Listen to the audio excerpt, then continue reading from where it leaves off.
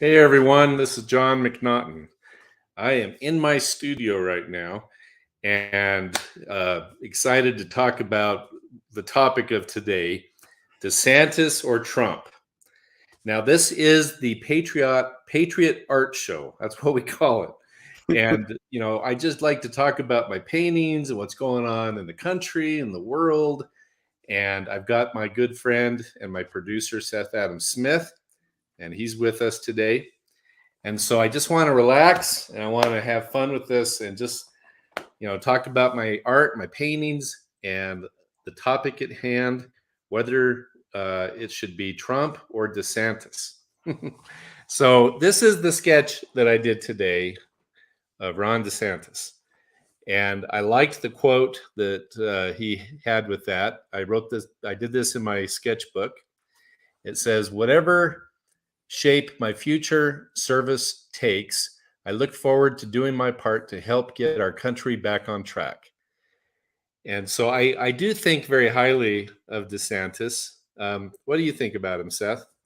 Oh, I love him. He was a rock star during the COVID stuff when everybody else was losing their minds. He kept his cool. I think he's great. Oh yeah, and if you don't know who DeSantis is, I mean, there's some people that don't. He is the governor of Florida. And like Seth said, the guy's been a rock star during this whole pandemic deal when everybody was shutting down their states and masking up and doing all this. And DeSantis refused to do it. And the statistics showed that Florida did better than most all the states that completely shut down and just threw a wrench in all their statistics. And the guy has stood up to wokeism. He's standing up to it right now with Disney and with this new Don't Say Gay. I think they call that new bill Don't Say Gay. It's really about parents' rights. And so he's stood up to that and to the just, oh my gosh, there's so many things. Recently, he came out and talked about, what's that? The bureaucracy of DC. He's really standing up. Yeah, there's a lot of things. But I think it was just a day or two ago, he said something about the swimmer, that Leah Thomas, I think her name, her name, the transgender, I don't know what you say, is that swimmer out of Penn State that won the NCAA championship. And DeSantis said that the people of Florida officially recognized the other woman as the real winner of that competition. Yeah, she's from Sarasota, wow. From Florida. Mm-hmm. What's that? The second place winner. She was from Sarasota. She was from Florida. Yeah. And so, the guy's got chutzpah. And, the only other person I know that is like that is Trump. And, Trump, when he was running for president in 2016, he was saying the kind of things that nobody else was saying. He wasn't the politically correct guy. And for that reason, a lot of us didn't know if he was for real because we weren't used to seeing that. Well, DeSantis is a lot like this. So go ahead. I played the sketch. I did a sketch of this and I filmed it today. And so while this is going on, we'll just talk about kind of what's going on here. And I see a lot of comments showing, that's telling me that DeSantis is their governor. So I'd be curious if people that live in Florida, how they feel about it. I'm sure a lot of them are pretty excited. I wish our governor in Utah was as good as DeSantis. He's turned out to be a major rhino, Republican in name only. Understating it. What is the problem with Utah? I mean, we've got Mitt Romney. I mean, of all people, I mean, the guy's just pathetic. Of course, we've got Mike Lee, which isn't bad. He's a good guy from all that I can tell. But holy cow, it's just bananas. So here I am. I'm working on the eyes, and this is going about double speed. I like to usually start with the eyes because the eyes are the window to the soul. And if I can capture the look on the eye, usually the rest of it, the likeness is pretty good. So I work pretty quickly. This is double time, twice the speed, but I don't erase much. I just kind of work it, and I let my brush strokes, not my brush strokes, my pencil strokes. But for me, when I work my pencil, it's a lot like a brush. You know, I have the strokes go in the same direction that I would actually paint if I was doing that. You know, with a paintbrush, you don't treat it like a pencil. And I don't treat my pencil like I'm handwriting. I treat it like a brush. I don't know if that makes any sense. So here I am putting in DeSantis nose, and you know, I found a bunch of different pictures on the internet of him, and I had to kind of mix a few of them to get something that I thought would best represent him. But I really respect the guy. It'll be interesting to see what's going to happen when the presidential primaries come up, because right now Trump is talking like he's going to run, and it's 2.5 years away. And I'm pretty sure that he's going to run unless there's something wrong with his health. And at, you know, at his age, anything could happen. But he seems pretty vigorous, you know, compared to the former vice president Joe Biden, who's, you know, can hardly stand up. Trump is you know, he could go it again. He could do it. Yeah. So what's this here? I don't think the people of Florida want to give up their awesome governor so easily. I think you're right, Indigo. I mean, that would be a bummer to lose your governor, but I think if Trump doesn't run, DeSantis will probably put his hat in the ring. It would be my guess. I don't think that the two of them would primary together. I'd be surprised. Seth, did you hear that talk recently about how they were trying to say there was some kind of a argument going on between DeSantis and Trump about how Trump was angry that DeSantis? Yeah, you know, you hear a lot of stuff. The media is trying to create infighting between the Republicans, because if you can split that, right, a house divided against itself cannot stand. Right. And so if you can create some sort of infighting, then, you know, the support would go over here. But I think you're right. I think if Trump runs, that's it. Like, no one else is even going to try at that point. You're going to get rhinos. But Sure. I think the Republicans have wised up to that, and they won't have any of it. But maybe Jeff Flake of Arizona, he'll try to run. yeah. He's gonna have a real good chance. He'll have a real good chance. But yeah, I mean, Trump is such a force in the Republican Party that I just don't think that there's any way anybody else would. But if something happened, DeSantis, I think, would have a pretty good shot at it, just because he has that leadership quality that a lot of people have seen. Yeah, bare minimum. I think DeSantis is really showing what a good governor, a good leader can do, and how they can lead and actually create things that people want. Go towards it. This whole Disney controversy, it's interesting to see him handle it, because the critics again have falsely called it the "Don't Say Gay" bill, and he'll just go right back at him and he goes, "Does it say that in the bill? Does it say that in the bill? Have you read the bill?" Yeah, he's been really good on just cutting right to the quick. You know, the way he handled the whole masking and shutdowns, and he got a lot of flack for that, and yet he turned out to be right.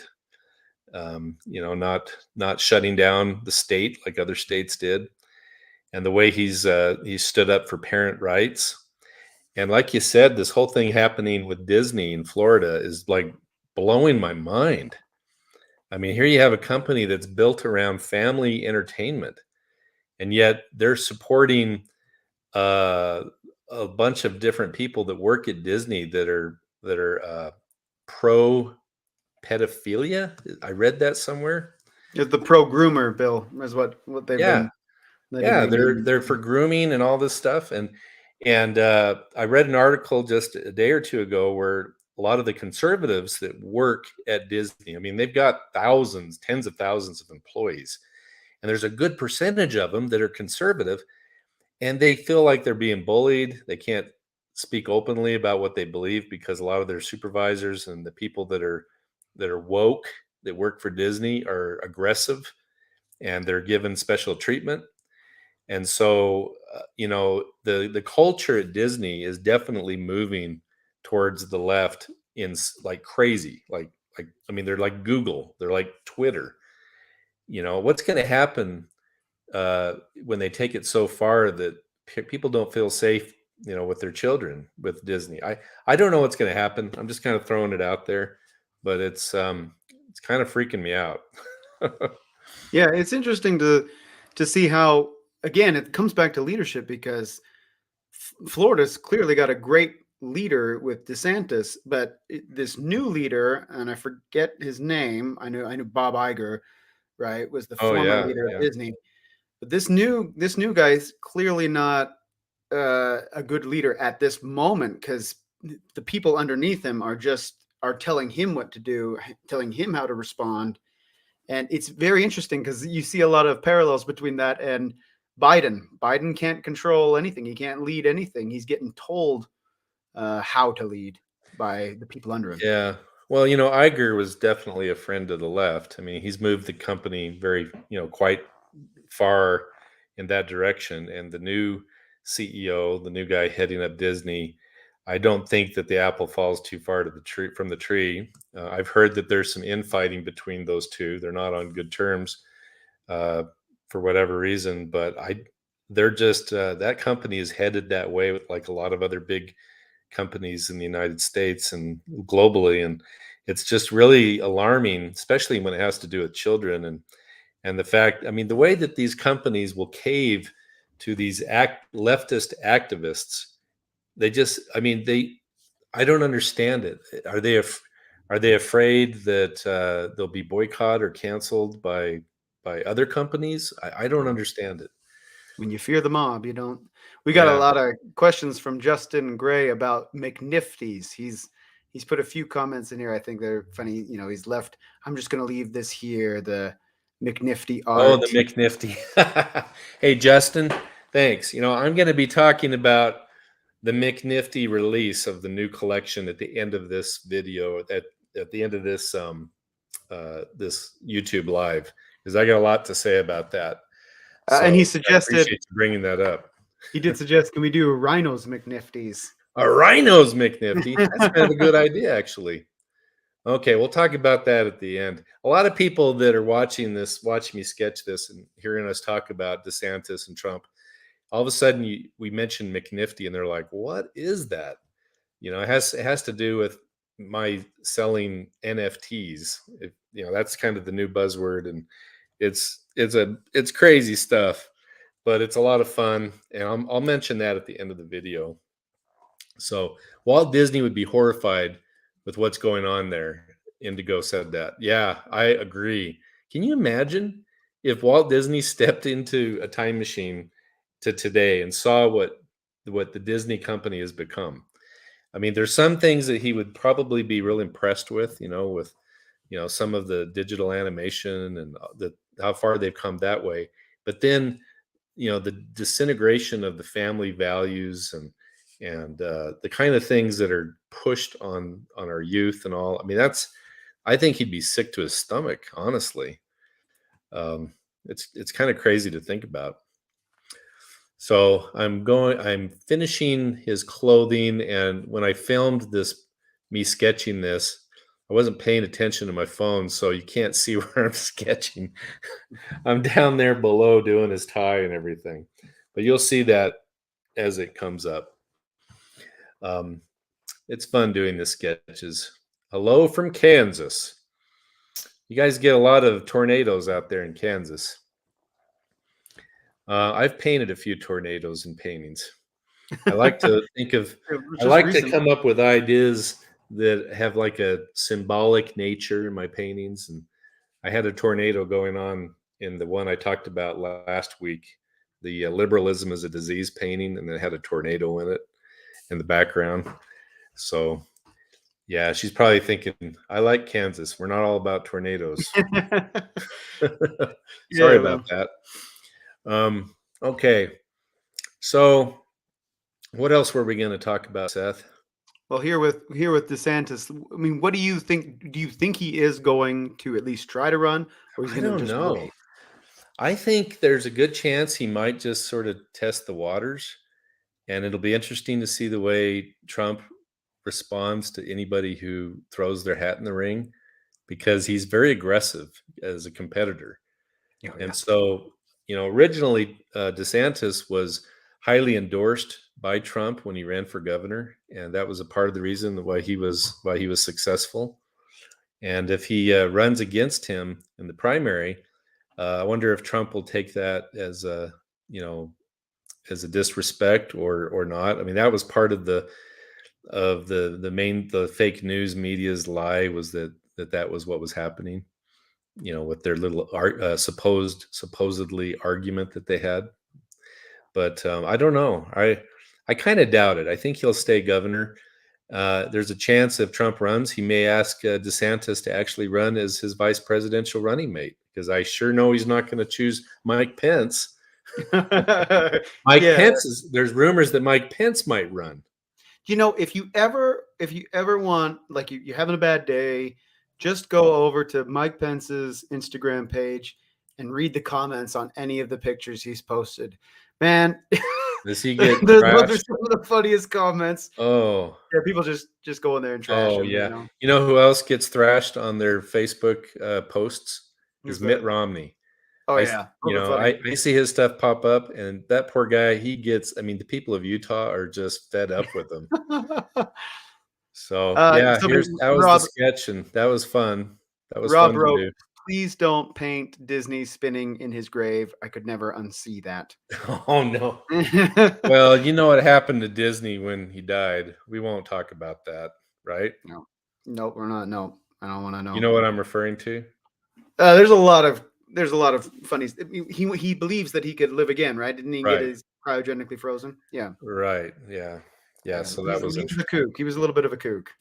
A little bit. He was a man ahead of his time. So, yep. So that's the Ron DeSantis sketch. And I have a small edition of these that I'm selling on my website, like 40 in the edition. So if you're a fan of Ron DeSantis, you can get yourself one of those. And let's go to the next sketch that I did today.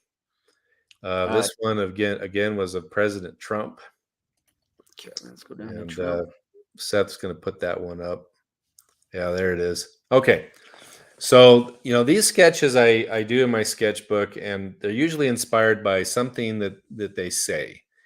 And I found this really cool quote from Donald Trump, and I imagined that he would be a little bit ticked off as he was saying it. So I found some images that show him with kind of that look on his face, like, you son of a gun. And so I went ahead and sketched that, and I'm going to show you with me drawing this. He's talking about how if we got to take the House and the Senate, and we got to take back America, and that's where it all starts. Oh, Patty's saying some things about Oklahoma there. Oklahoma, yeah, that's definitely in the tornado lane. Let's see. But this episode with Sloppy Joe is much worse. I think a Trump DeSantis ticket would be super awesome. I do too. That would almost be a perfect mix. So that could happen. I think it's a possibility. There was the thought that he might maybe choose somebody like Candace Owens. She seems a little young to me, but she's pretty dang smart.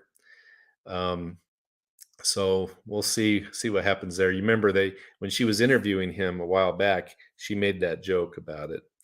So that's also, I guess, a slim possibility. More likely, somebody like DeSantis would get on the ticket. He'd be amazing. So here I am working on Trump's bushy eyebrows. He has those eyebrows of wisdom. They grow out kind of like, not quite like Einstein eyebrows, but they're a little bushy. My wife insists that I keep my eyebrows nice and trim, because I told her the other day, I said, why do I have to do that? Trump, he doesn't have to do it. She did not agree with me. So anyway, and you're talking. See what happens when you have to listen to me on YouTube. You get this side of McNaughton you don't know. Your eyebrows side. Yeah. Well, I, people only know me from my paintings. They see my art. It's a little bit, kind of outrageous, and they know I'm a patriot, but they don't know what I'm like. And I have a good sense of humor, and I'm happy. I'm ticked off with what's going on in our country, but I'm a happy guy. So here I am. I'm laying in his eyes again. The window to the soul. I've done a lot of sketches and paintings of Trump. In fact, I don't know if there's anybody out there that has probably drawn or painted Trump as much as I have.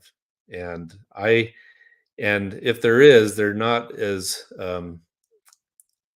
big a supporter of Trump as I am. So that's my, I don't know, claim to fame. But I don't do it because, it really doesn't matter who the president is. I'd still be drawing him. I'm a political artist, so that's where my heart is. I'm always thinking about what's happening in the country and how I feel about it. And if there's anything I can say or do with my art to put a spotlight on what's happening. Right now, the spotlight is on what's going on in Ukraine. It's what's going on with all this crazy wokeism in America. There's been recent talks about the Supreme Court, with the recent nomination of Ketanji Brown Jackson. And that's just unleashed a big fury, on Capitol Hill. So maybe we can talk about that for a minute. I did a bunch of sketches last couple of years right after Trump brought in some of the new Supreme Court justices. And how do you feel about these new Supreme Court justices that have come in? What do you think, Seth?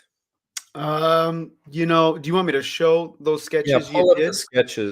the big sketch with all of them. Yeah. Yeah, I liked. It's hard. I like fighters. I just want a fighter. That's true. Clarence Thomas has been a good fighter. He's been pretty good. So you got, these are the conservative Supreme Court. These are the so-called 5 conservatives on the court. You notice one of them's missing. Oh yeah. I mean, he John Roberts. there anyway. Yeah, John Roberts. He's supposed to be conservative. He's supposed to be, and he's definitely, somebody got to him. I don't know what happened, but I don't even consider him a part of the conservative side of things. He usually goes with the left, or I don't know.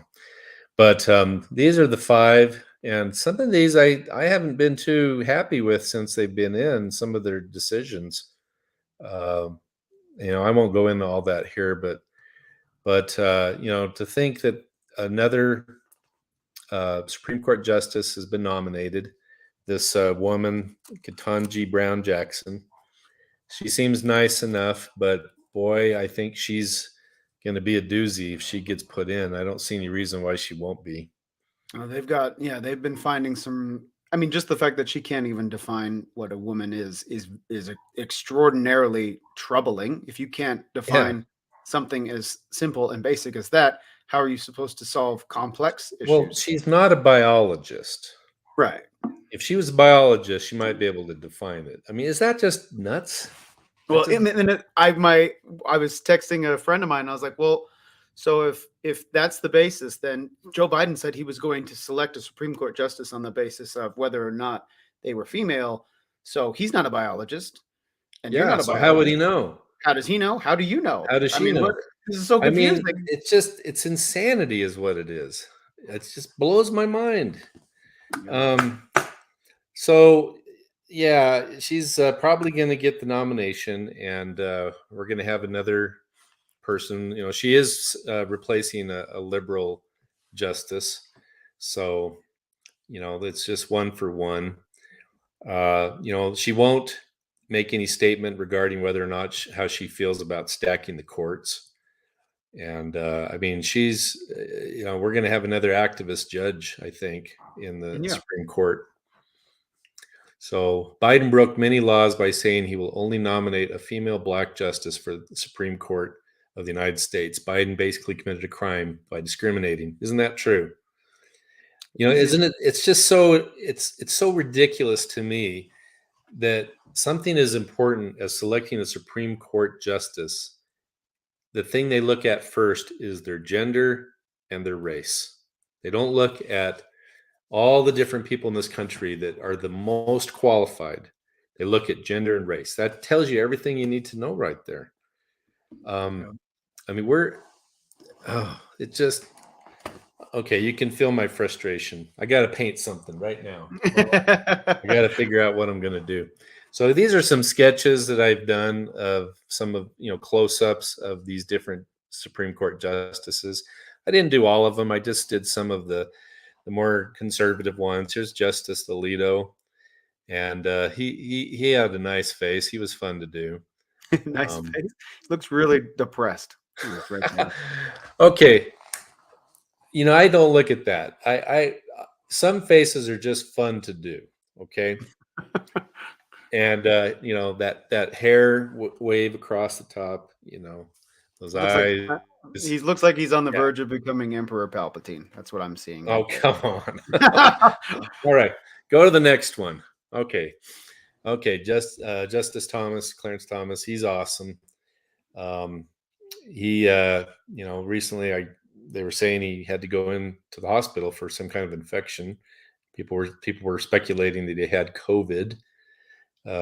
But he's, for the longest time, he would never speak, in hearings at the Supreme Court. He was always the quiet judge, would never speak, ask questions or anything. But recently, he's been asking lots of questions.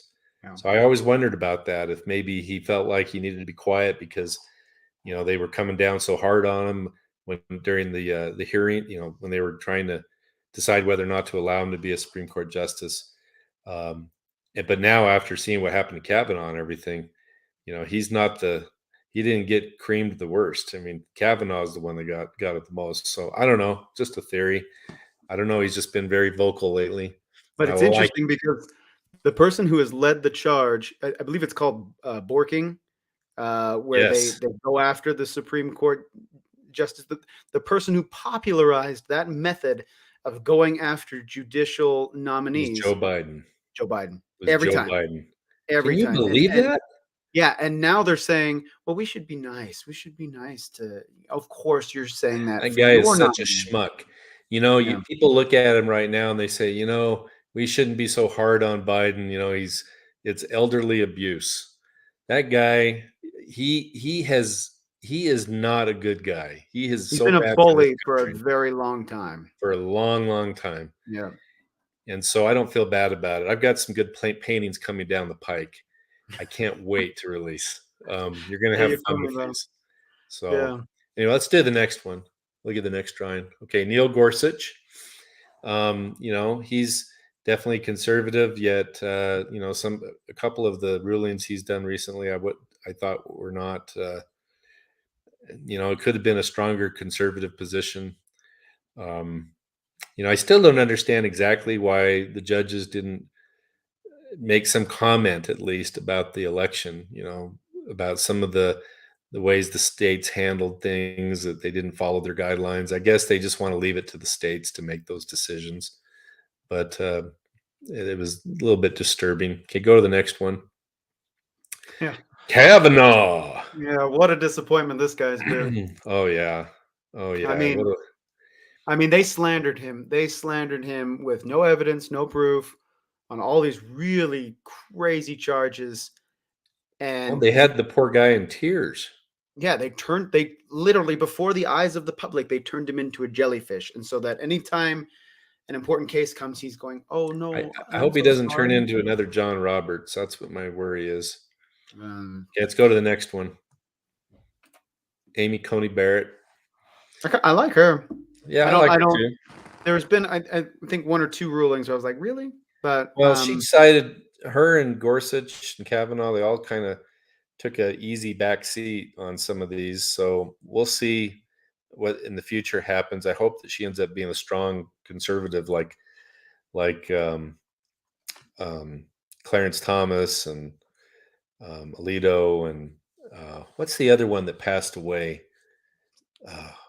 Scalia, right? Scalia. Justice That's Scalia. right. Under mysterious Yeah, in fact, circumstances. we got a comment here. Susan Burke said Anton Scalia was such an He honorable soul. was the boss. That guy, he was amazing. And there's conspiracy theories regarding his death. I've painted him once in a painting, which was kind of fun. That was But in Justice for All, right? Justice for All. Yeah, he's ripping some document. Can't remember what the context was on that. But yeah, he was a great judge. So yeah, so we'll probably end up getting Katanji as one of our new justices. We'll see how that goes. All right, let's go back to the sketch. Okay, putting in the lips. Now, I wanted to make Trump look kind of ticked off in this picture, so I furrowed his brow, and he's kind of gritting his teeth a little bit. And because it's true, this is a big election year. This could be the biggest election year we've ever had. I know we What's always say that. remarkable is it's going to be a red tsunami. I mean, I don't think so. I vaguely remember my family we were living in Alaska, and I vaguely remember the Gingrich revolution, how excited, the people in my house they were when they saw the results coming in Alaska. Yeah. So I vaguely remember that. But what's going to happen is going to be way bigger than that. Well, even the left is saying it. All the pollsters everything is pointing to that, which isn't a surprise considering just how bad the economy is and what's going on in the world. Seems like everything is falling apart just in the first year of Biden's presidency. However, you can't put very much past these Democrats. Look what they did with these mail-in ballots. What's going to happen in the next election? We've got to be on our game because I'm just worried about it. I think there's a lot of conservatives that are concerned that their vote won't count.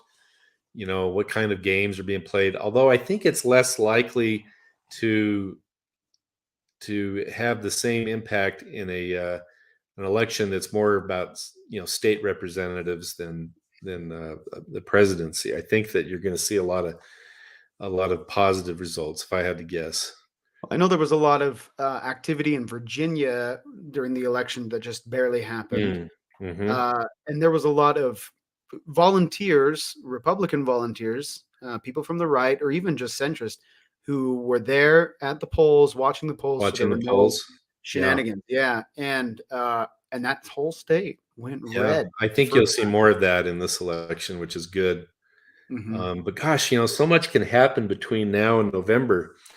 I mean, you look at what's going on in the world with the economy, with oil prices, politics, with Ukraine. A lot can happen. I don't know what specifically, but we could have some major market volatility. Tell me this, because I remember we've been friends for a while. I remember you were sort of skeptical about Trump when he was running because there was that element to it that felt, is this even real? Is he just doing this as a reality show? Is this real? Yeah. What is this? What was That's how it I felt for at you? first. Well, yeah, but what was it for you that really you were like, wow, he means what he's saying? Like he's on board. He's conservative. I didn't know. So yeah, when he first got elected in November of 2016, I was kind of hopeful. I liked everything he said, but a lot of times politicians will say whatever they can to get elected. So I'm thinking, let's see if he does what he says he's going to do. And right away, not only were these allegations of Russian collusion going on and things, but despite that, he dug in and really started going after building the wall and deregulating and cutting taxes and doing everything he could to seal up the border. And he tried to reach out that olive branch to the Democrat Party. He talked about working together, but they just knuckled down on him and went after him full force. And Trump's an interesting guy, and this is one of the reasons I like him, is he's aggressive about defending what he thinks is right and wrong. And he went after the news, the fake news. He's the one that kind of coined that phrase that became famous. And I just loved that thing about him, the fact that he fights so hard for the American people and for those that elected him to do the things he said he was going to do. We didn't really see that previously. I mean, it's almost a joke in previous presidencies where they'd say, "Oh no, no new taxes," or "I'm going to do this and I'm going to do that." Everything was going really well until that last year, right before the election, when the pandemic came out. And Trump was handling things very well. The economy roared back real strong right before the election. They had made some positive gains on the pandemic, but he was dealing with something he hadn't seen before. And in retrospect, I wish that he had taken more of a DeSantis approach when it comes to lockdowns. Yeah. And so that's the one thing I give DeSantis.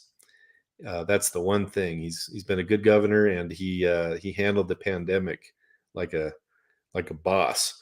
Yeah. Put that painting that I did of Trump with the mask. Sure. Let me see if I can get it. Oh, we forgot to put this that interesting one in. painting in Give me a little 2020.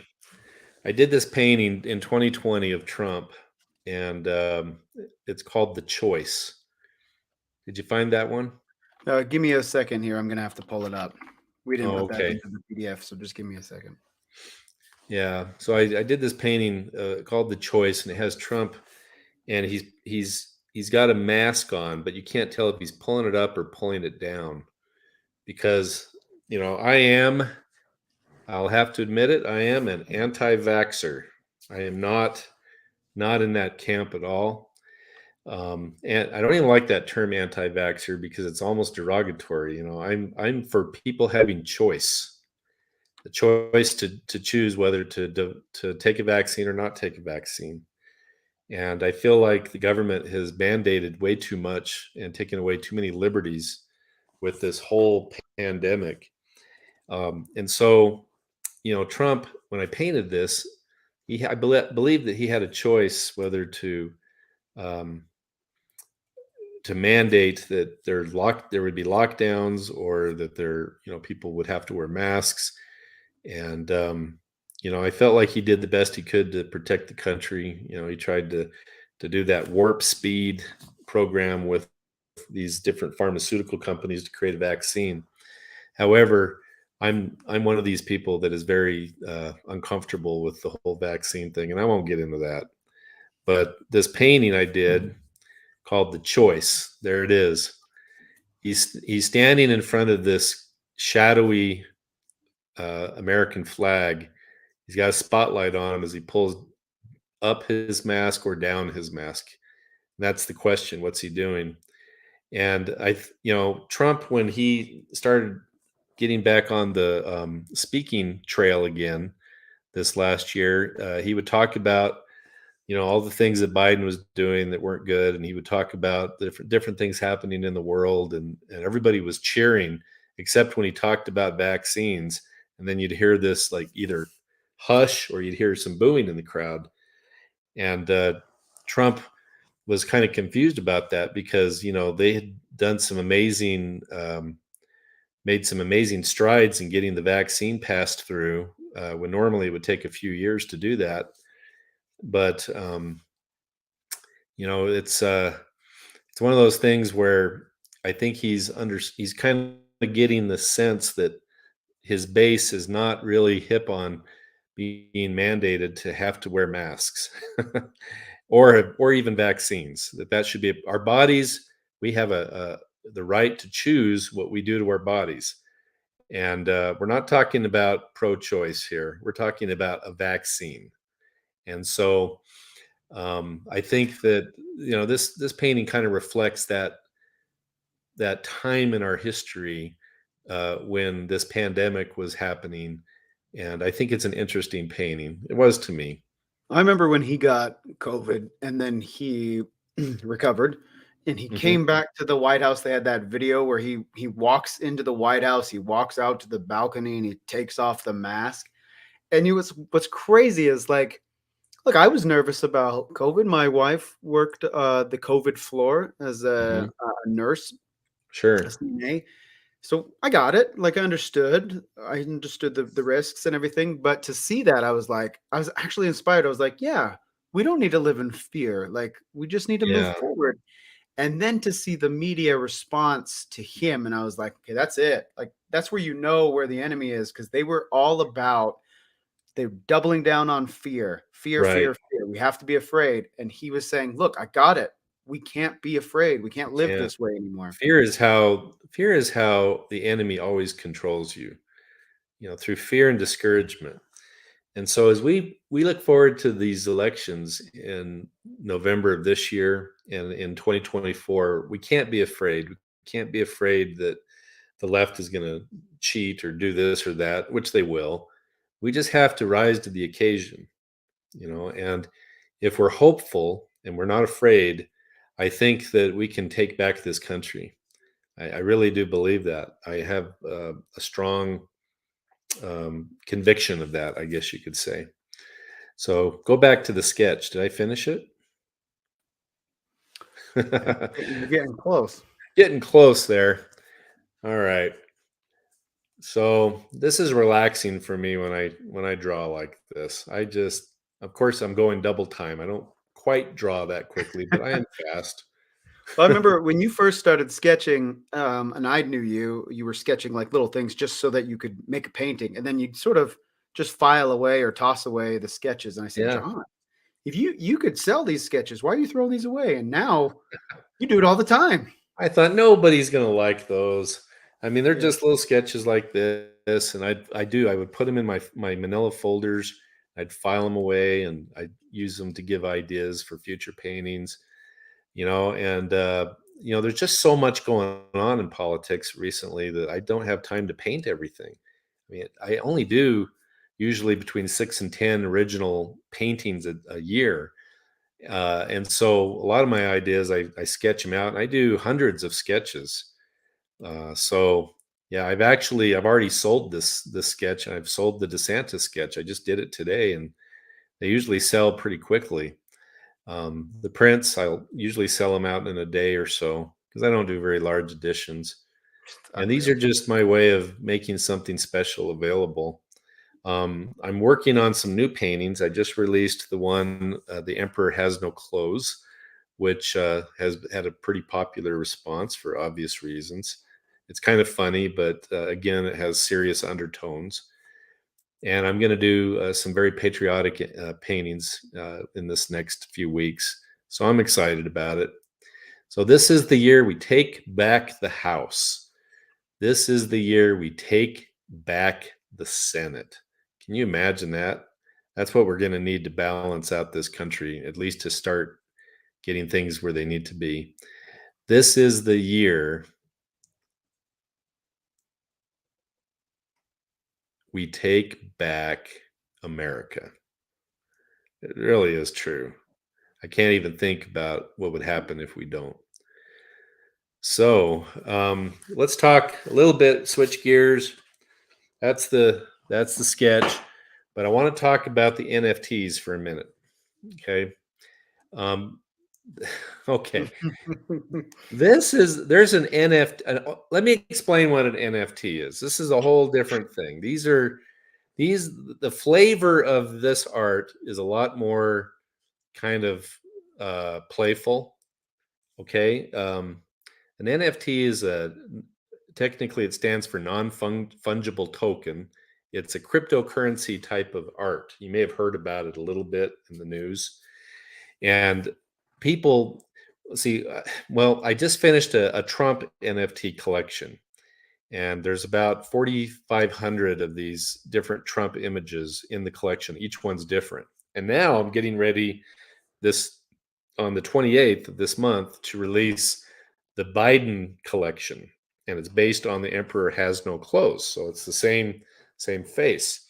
And what we do is each one of these images that we sell is completely unique and different from the rest. Okay, like he'll be wearing something or have a different background. There'll be people in it, and the value of it is that when you purchase it on the blockchain, through the internet, it creates a certificate, so to speak, that can't be duplicated. And that's the value. Somebody might make a screenshot or of it or whatever, but they don't own the actual NFT. And so the NFTs will go up or down in value, kind of like artwork, and they have some intrinsic value in them. And so just like cryptocurrency, people are buying these. And it's kind of in the frontier pioneer stages of NFTs. They've only been doing them for a few years, but they're getting pretty popular. People buy them as an investment. They buy it because it has what's called a utility value. It helps them to get special deals in the future. There's just a lot of different things. And they tend to be very playful, kind of fun. And so these Biden images are pretty much, they're just hilarious. Okay.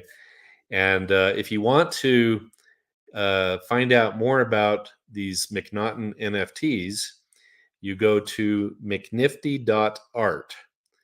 And mcnifty.art is where there's people there that you can ask questions to. The real exciting thing about all this is you're going to be able to purchase these with a credit card in the future. In the past, you had to actually use Ethereum or some other cryptocurrency to buy these, but we're making it so that you can get them using a credit card. So that's what they are. And this is just one sample. There's a ton of them. I mean, they're just funny. There's one that I just finished where Jill Biden is reaching over and grabbing him by the arm. Like, come on, honey, it's time to go. You've burned down enough of Washington, D.C. It's time to go, honey. Oh, there's one that's got the gay pride flag in the background, and it's got Rachel Levine, his ambassador on his cabinet, the transvestite appointee. And it's a very wacky picture. But I look at this. Humor is a really powerful tool to speak truth. It really is. Comedians all across the country are complaining about wokeism because it's shutting down their business. They can't comment on society the way they used to. As an artist, I like to, with my political paintings, have a little bit of humor in them. Something a little bit outrageous where you look at it and you kind of chuckle. But then as you think about what's really happening, it just makes you the blood starts to boil and you realize what's going on. That's the idea. So anyway, I appreciate you all getting on here and sharing some of your comments. And we're going to do this again next week. If you haven't subscribed, make sure that you do that now so that you'll not miss anything. And we appreciate it. This is our attempt to have a YouTube show. And anyway, it's going to be a lot of fun. Look for those new NFTs at the mcnifty.art so you can get yourself one of those. And I'll be talking to you next week. Thank you, everybody.